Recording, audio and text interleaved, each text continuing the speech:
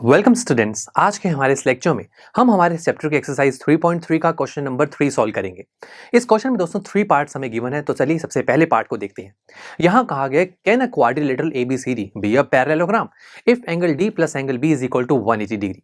तो यहाँ कहा गया कि अगर मैं कोई भी एक क्वाड्रिलेटरल एबीसीडी ड्रॉ करता हूँ, क्या मैं इस बेसिस पर कि एंगल डी और एंगल बी का सम 180 है, क्या इस बेसिस पर मैं कह सकता हूँ कि ये क्वाड्रिलेटरल एक पैरेललोग्राम है?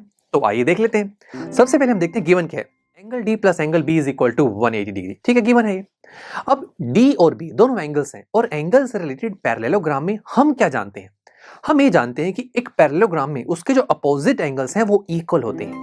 इट मींस अगर ये क्वाड्रिलेटरल एक पैरेललोग्राम है तो इसके अपोजिट एंगल्स आपस में इक्वल होंगे, यानी कि एंगल डी और एंगल बी आपस में इक्वल हैं। तो इट मींस दोस्तों, मैं अपने इस गिवन एक्सप्रेशन से ये दिखा पाऊं कि एंगल डी और एंगल बी इक्वल हो सकते हैं इस एक्सप्रेशन से, तो हाँ, फिर हम कह सकते हैं कि ये जो गिवन एक्सप्रेशन है इसकी हेल्प से हम कह सकते हैं कि एबीसीडी एक पैरेललोग्राम है, बिकॉज हमें चाहिए opposite angles equal, that's it. हमें देखने क्या ये अपोजिट एंगल्स इक्वल हमें गिवन एक्सप्रेशन से मिल सकते हैं, चेक करते हैं। हम क्या करेंगे, हम हमारे गिवन एक्सप्रेशन में हमारी इस इक्वालिटी वाली इंफॉर्मेशन को डाल के देखेंगे और चेक करेंगे कि क्या ये गिवन एक्सप्रेशन हमें कुछ ऐसी वैल्यू देगा जिसके बेसिस पर हम कह सकते हैं कि एंगल डी और एंगल बी इक्वल हो सकते हैं। Let's see. तो हमने क्या किया, बी जो डी के इक्वल है या फिर कहें डी बी के इक्वल है, हम किसी भी एक चीज को रिप्लेस कर देंगे। लेट्स से मैंने बी की जगह डी लिख दिया, तो ये हो जाएगा angle D plus angle D is equal to 180। इसे सॉल्व किया तो ये आया twice of angle D is equal to 180। So angle D की वैल्यू हो गई 180 divide by 2 which is equal to 90 degree. तो एंगल डी की वैल्यू 90 है और अगर ये एक पैरेललोग्राम है तो इसका जो अपोजिट एंगल एंगल बी है वो भी 90 होना चाहिए। अब स्टूडेंट्स, क्या ये दोनों एंगल्स 90 90 के जो आए हैं ये हमारी गिवन क्वांटिटी या फिर गिवन एक्सप्रेशन को सेटिस्फाई कर रहे हैं? बिल्कुल यार, एंगल डी और एंगल बी का सम 180 होना चाहिए, तो आ तो रहा है 90 प्लस 90 इज 180। इट मींस मैं ये कह सकता हूं कि ये क्वाड्रिलेटरल एक पैरेललोग्राम माना जा सकता है इस कंडीशन के बेस पर, दैट इज एंगल डी और एंगल बी का सम 180 हो। बट उसके साथ एक रेस्ट्रिक्शन ये है कि यहां पर एंगल डी और एंगल बी इक्वल होने चाहिए और दोनों 90 के होने चाहिए, बिकॉज दोनों 90 के होंगे तभी तो वो इस कंडीशन को सेटिस्फाई करेंगे, तभी उनका सम 180 होगा।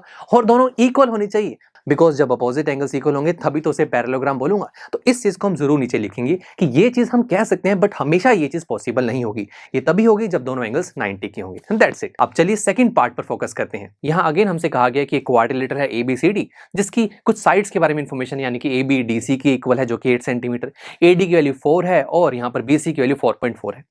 अब हमें कहा गया कि क्या ये क्वाड्रिलेटरल पैरेललोग्राम हो सकता है? जैसे हमने पहले देखा था कि क्या हमारा क्वाड्रिलेटरल अगर पैरेललोग्राम है तो वो क्या उस कंडीशन को सेटिस्फाई करेगा। यहां पर भी वही चीज कि अगर एक क्वाड्रिलेटरल मैं कहूं कि ये पैरेललोग्राम है, क्या मैं कह सकता हूं इसको? तो स्टूडेंट्स, यहां पर हमें क्या इंफॉर्मेशन है, साइड्स की इंफॉर्मेशन है, और हम जानते हैं कि पैरेललोग्राम में अपोजिट साइड्स आपस में इक्वल होती हैं।